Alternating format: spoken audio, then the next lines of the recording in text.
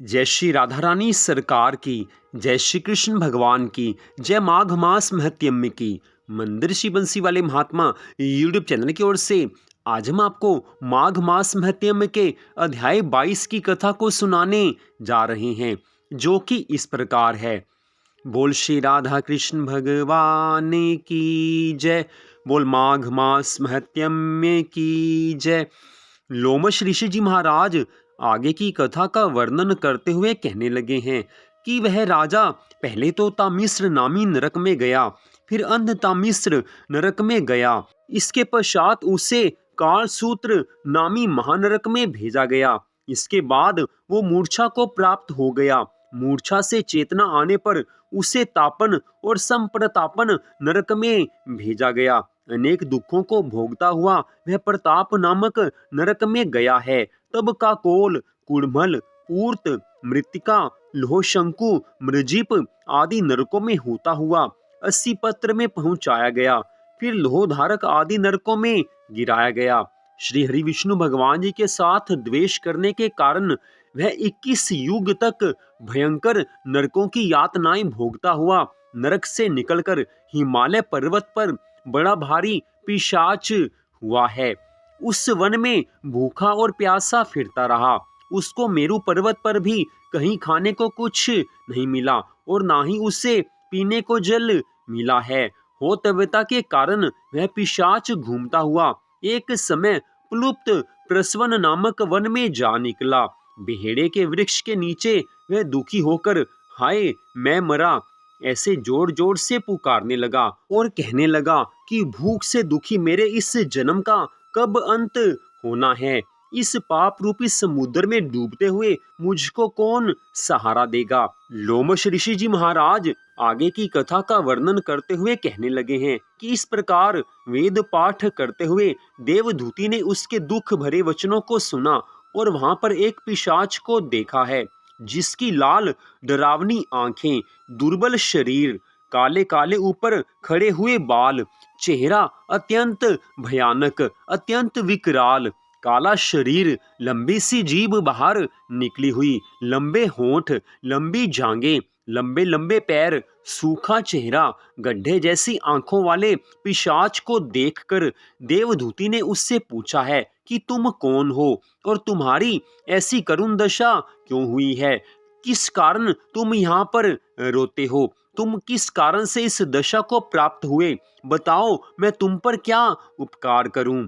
मेरे आश्रम पर आ जाने से कोई प्राणी दुखी नहीं रहता और वैष्णव लोग आनंद ही करते हैं। सो हे भद्र, तुम अपने इस दुख का कारण जल्दी बताओ, क्योंकि विद्वान मनोरथ पाने के लिए विलंब नहीं किया करते। आज देवदूती के इन वचनों को सुनकर प्रेत रोना बंद करके विनीत भाव से कहने लगा है कि हे ब्राह्मण श्रेष्ठ, किसी बड़े पुण्य से मुझको आपके दर्शन प्राप्त हुए हैं। बिना पुण्य के साधुओं की संगति नहीं होती। और फिर उसने अपने पहले जन्म का वृतांत कहा कि श्री हरि विष्णु भगवान जी से द्वेष रखने के कारण मेरी ऐसी दशा हुई है, मेरी ऐसी दुर्गति हुई है। जिन श्री हरि विष्णु भगवान जी का नाम यदि अंत समय में मनुष्य के मुख से किसी भी तरह निकल जाए तो भी वह भव सागर से पार हो जाता है, भगवान विष्णु के परम पद को प्राप्त हो जाता है। जो सबका पालन करते हैं, सबके ऊपर कृपा करते हैं, उन्हीं श्री हरि विष्णु भगवान जी से मैंने द्वेष किया। ये सब मेरे कर्मों का दोष है, जिसकी ब्राह्मण तप द्वारा प्रार्थना करते हैं। ब्रह्मा आदि देवता, सनकादिक ऋषि जिन भगवान की सदा भक्ति किया करते हैं, जो भगवान आदि, मध्य और अंत में विश्व के विधाता और सनातन हैं, जिनका आदि, मध्य और अंत नहीं है, उन्हीं श्री हरि विष्णु भगवान जी के साथ मैंने द्वेष किया। सो मैंने फल उसका पाया है। जो मैंने पाप कर्म किया था उसका फल मुझको प्राप्त हुआ है। पिछले जन्म में मैंने जो कुछ पुण्य कर्म किए थे वे सभी के सभी नष्ट हो गए, क्योंकि श्री हरि विष्णु भगवान जी से द्वेष रखने के कारण मेरे सारे पुण्य नष्ट हो गए। जो भगवान से द्वेष रखता है वो अवश्य ही मेरी तरह नरक में वास करता है। अब यदि किसी प्रकार से मेरे इन पापों का नाश हो जाए तो मैं सदा ही श्री हरि विष्णु भगवान जी की भक्ति किया करूंगा, मैं और किसी का पूजन नहीं करूंगा। विष्णु भगवान जी से द्वेष रखने के कारण मैंने बहुत वर्षों तक नरक यातना भोगी है और अब इस पिशाच योनि में पड़ा हुआ हूँ। इस समय मैं किसी अच्छे कर्म के योग से आपके आश्रम में आया हूँ, जहाँ पर आपके सूर्य रूप दर्शन ने मेरे दुख समान अंधकार को दूर कर दिया है। अब आप कोई ऐसा उपाय बताइए कि जिससे मेरी यह पिशाच योनि दूर हो जाए, क्योंकि सज्जन पुरुष किसी पर उपकार करने में देरी नहीं करते हैं। इस समय मैं आपकी शरण में हूँ, मुझ पर आप कृपा कीजिए।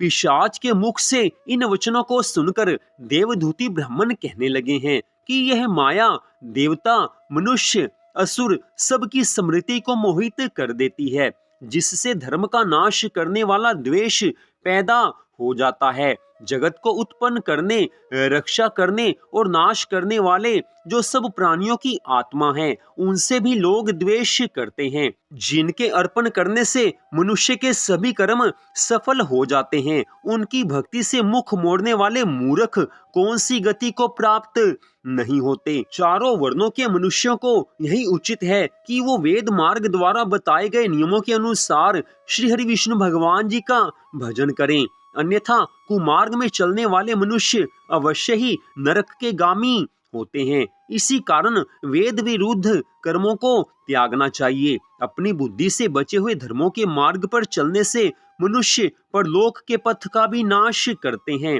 वह वेद, देवता और ब्राह्मणों की निंदा करते हैं। जो अपने मन बुद्धि के अनुसार मनमाना आचरण करते हैं वो अवश्य ही नरकगामी होते हैं। इसके विपरीत जो मनुष्य वेद शास्त्र के मार्ग के अनुसार सब नियमों का पालन करते हुए भगवान की भक्ति करते हैं वो अवश्य ही मुक्ति पद को प्राप्त होते हैं। झूठे मन कल्पित शास्त्रों को मानने वाले लोग नरक में जाते हैं। देवाधिदेव श्री हरि विष्णु भगवान जी से विमुख होने वाले लोग नरक में जाते हैं, जैसे द्रविड़ देश का राजा नरक में चला गया। इस कारण श्री हरि विष्णु भगवान जी की निंदा कभी नहीं करनी चाहिए और वेद में न कही गई क्रिया को भी कभी नहीं करना चाहिए।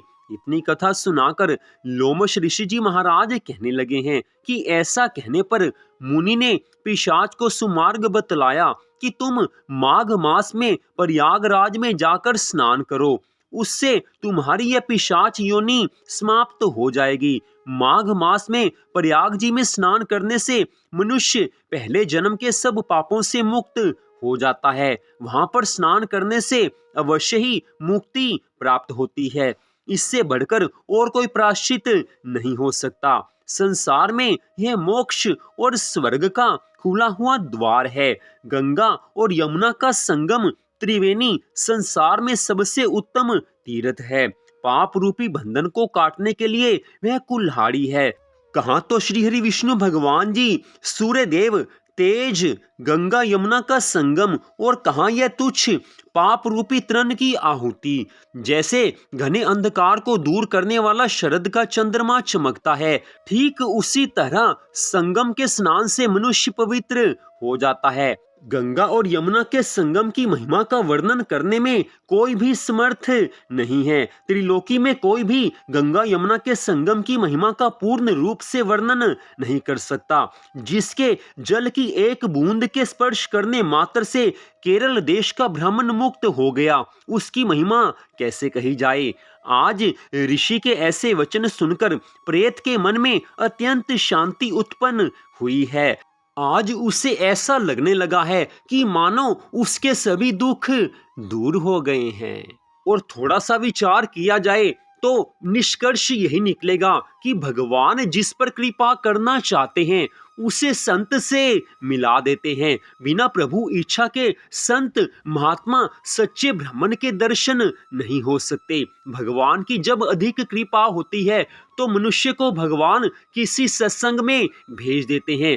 अपने सच्चे भक्तों का संग मनुष्य को दे देते हैं ताकि मनुष्य का उद्धार हो जाए। संतों के संग से, सच्चे भक्तों के संग से मनुष्य का उद्धार हो जाता है। तो आज की इस कथा का यहीं पर विश्राम होता है। मंदिर श्री बंसी वाले महात्मा यूट्यूब चैनल की ओर से आज की इस कथा को सुनने के लिए आप सबका हार्दिक धन्यवाद। भगवान श्री राधा कृष्ण जी की माघ मास महत्म की अनंत कृपा सदा आप सब पर, आपके परिवार पर बनी रहे। इसी मंगल कामना के साथ जय श्री राधा रानी सरकार की, जय श्री कृष्ण भगवान की, जय माघ मास महत्म की। जय जय श्री राधे, जय जय श्री राधे, जय जय श्री राधे श्याम।